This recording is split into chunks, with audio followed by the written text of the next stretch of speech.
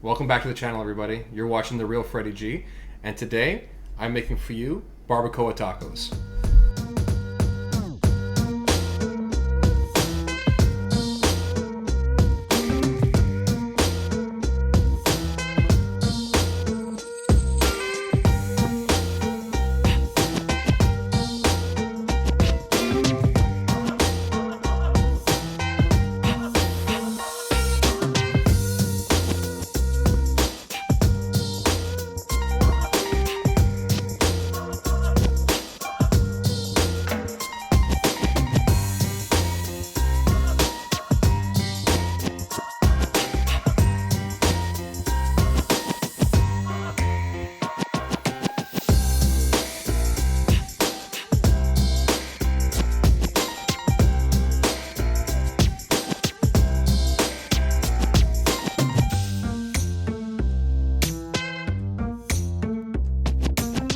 So like I said before, today we're making barbacoa tacos. Barbacoa just means to be stewed or braised, and you can use all different kinds of meats. So barbacoa traditionally is actually done in the earth. What happens is in Mexico they use lambs, and it's done with coals and banana leaves. So they'll dig a big hole, put the lambs in, banana leaves, and then coals on top, and then bury the hole. And over several hours, that'll cook and it'll become this amazing shredded lamb that they then use in tacos, soups, and all kinds of other dishes. Today though, we're not digging a big hole in the ground. We're going to be using a Dutch oven, and we're going to be doing it with beef. So I'm using chuck roast today. Really great marbling, really great fat content, and it just stews and shreds really well once it's cooked. Let me show you guys a couple toppings today, like the guacamole, Pico De Gallo. They're really great accompaniments, but again, it's a taco. You can top this any way you want. These are just what I love to see on a barbacoa taco. Anyways, guys, I hope you enjoyed the video. If you do, please like and subscribe so you guys don't miss out on any of my future videos. Enjoy the video. Bye. Okay, so for the barbacoa, we're going to be going with chuck roast here. This is beef. The reason I'm using chuck roast, it's a really cheap cut and it does really well with braising to get into those nice shredded pieces that we love to see out of that kind of taco. So for this, they're relatively large pieces. All I'm gonna do with this is cut them into, cubes like this. Okay, so we got all our pieces separated here. We're gonna go with just a little bit of vegetable oil just to get a bit of an adhesive going for all these spices. Forgot to mention, we're also gonna do a little bit of oregano on here. This is just dried oregano. And like I said, you don't wanna go crazy on the spices. You just want a good dusting over top of everything just to make sure we are getting flavor. And when this stuff sears off, all the sugars and all these herbs and spices are gonna caramelize, and we'll get a really beautiful flavor out of them. Now, at this point, you could also put in a little bit of cayenne if you wanted. Just a little bit of black pepper. And then we're just gonna rub it all in. Make sure all the sides get it. Get all that nice rub gone all the way through the meat, all the way around. That's what we're looking for. So we're going to sear everything off in this cast iron pan. Cast iron just gets a really good crust on things. So I'm just going to start in with a little bit of oil here, right? We want to see that oil smoking. And then what we're looking for is that sound right there. So I'll let this go for a minute or two until we get that crust. Okay, so we're going to give it a flip now, right? And see that color right there?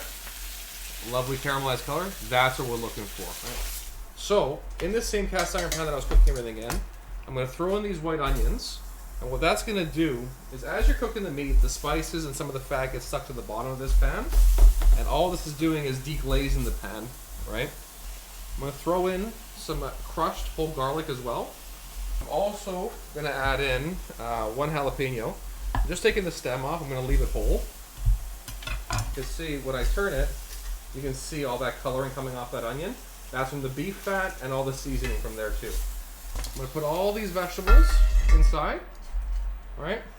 And we're going to start putting the meat in, right? And we're just going to layer it in, make sure it's evenly dispersed throughout. So in this pot now, I've got crushed tomatoes. I'm going to crush the tomatoes in my hand. With the same can, I'm going to fill it with water. And the last thing we're going to throw in here, got these chipotles, so you can get these in any supermarket, just canned chipotles in adobo sauce, right? I'm gonna throw 4 or 5 of these in, and those just add a nice punch of heat throughout the dish. So it came up to a boil, I dropped it down to a simmer. So I'm just gonna put a little bit of aluminum foil over top. So I'm only gonna have this on here for the first half of the cooking process. And all it's gonna do is retain the heat. Once I'm happy with how it's going, I'm gonna take off this aluminum foil and let the dry heat of the oven get to it. It's gonna cause a little bit more caramelization on the top and also evaporate some of that liquid so we get more of a concentrated flavor in the actual stew. So throw this in now. Like I said, oven's preheated to 300. Put it in for a couple hours. After 2 hours, I'll take a look at it, take the aluminum foil off, and then we'll let it go for another 2. Okay, so we're gonna get going with the guacamole. Cut it in half. Obviously watch when you're cutting through that. You don't want the knife to slip. A lot of injuries happen that way. So I've just done a crisscross here. Put the spoon in. You're just gonna scoop it out, all right? And all that will come out nicely there. Now that we got all the avocado out of the skin, we're gonna use a potato masher, right? And give it a good mashing. Once that's to the point, not super smooth, but mashed a little bit, we're gonna start adding our seasonings into it. So for this, I'm gonna go in with a couple pinches of salt, a couple cracks of black pepper, and we're gonna go with the juice of 1 lime. With any citrus, make sure you roll it, right? It really releases all the juices that are in the fruit. I'm gonna roll it around, a little cut. And then the last thing is we're gonna use some cilantro here. So I've got a full bunch of cilantro. I'm gonna use about 1/3 of it, right? Just the leaves. Chop it up relatively rough. Doesn't have to be super, super fine. We'll throw it in here. I'll start just stirring around with a spatula right there. You can still see the big chunks of avocado, nice big pieces of cilantro. And that's it. Okay, so now we're gonna go on to the second topping. It's gonna be the Pico De Gallo.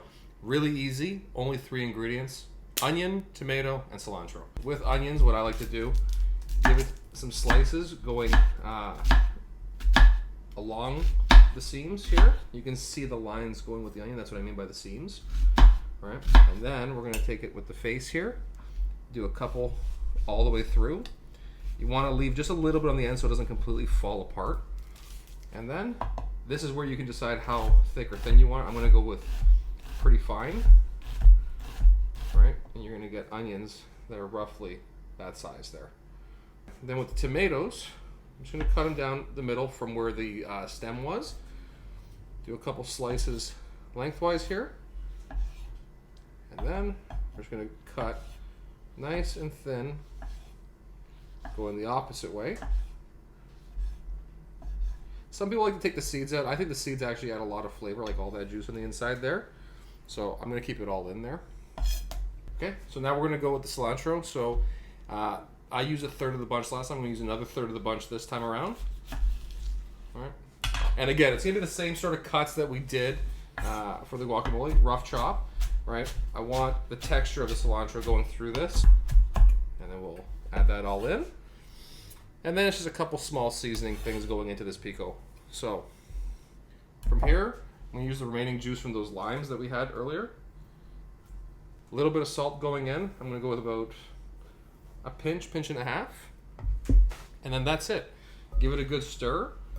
And this salsa does really well when you've let it sit in the fridge for about an hour or 2. You're gonna see a lot of liquid comes out of it, but the flavor gets a lot more concentrated.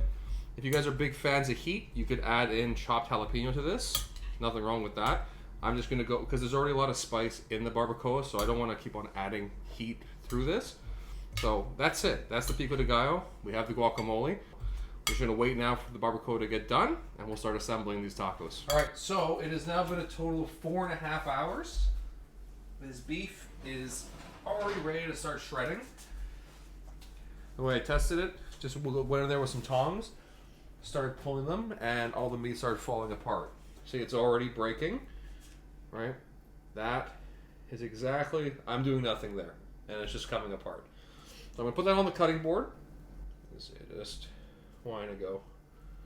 And that's why I picked that really fatty piece, the chuck roast, so we get those nice long shreds. Okay, so I pulled all the meat out. I'm gonna let that cool down before I start shredding it. All this liquid in here As you remember, I had the onions, the chipotles, the jalapenos, the tomatoes. I took out all the bay leaves from here because we don't want that getting blended. But what I'm going to do here now is puree the whole mix.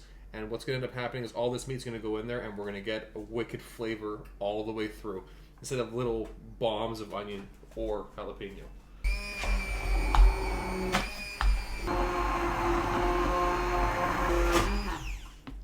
So at this point now, you basically have an extremely flavorful soup. You can freeze this, make soup later on, or we're going to use it the way we're going to do it today, where we're going to shred the meat up and throw it in here and use that kind of as a, I don't want to say this, but as a moistener for the meat. Okay, so now that we have the sauce ready, I'm just going to sit here, take a couple forks, and you're just going to shred this apart. So you can take a knife and chop it all up, but I like seeing these long strands of meat in the taco, so I'm going to just do this rather gently, pull it apart. Not too small, but just like I said, getting those nice long fibers of the beef all the way through. So as I'm shredding it, and I'm running out of room on the cutting board, I'll take some and bring it right into the sauce. Okay, so now that all the meat's shredded, it's all in the sauce. Don't over mix this. You just want to make sure that sauce gets over all the meat, right? Because the more you mix it, the more that meat's gonna disintegrate, and we're gonna lose everything we just worked for here. So that's it. I'll leave that now, and we're gonna start building these tacos. So we've got everything ready here now for these tacos. I heated up some of these tortillas. I'm using flour tortillas today. So I heated some up in a pan, and the best way to keep these warm is just keeping them in a towel like this. For the plating, I'm gonna do 2 for now, and we know we're lying to each other when we're only saying we're gonna eat 2 of these, but we'll start with 2 for sure. So pick one up here, grab some of the meat from this juice now.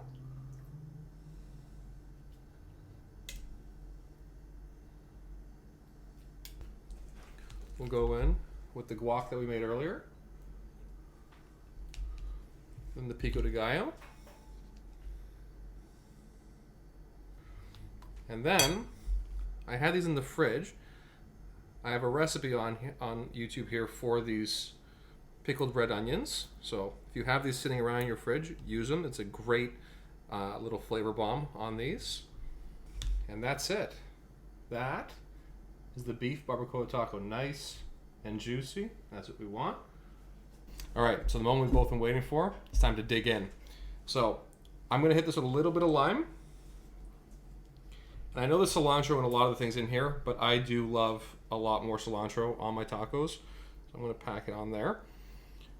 I would put hot sauce on this, but because there's all that chipotle and the jalapeno in the barbacoa, I'm gonna pass on it this time. But trust me, this is a real mess. So make sure you got lots of napkins when you go for it.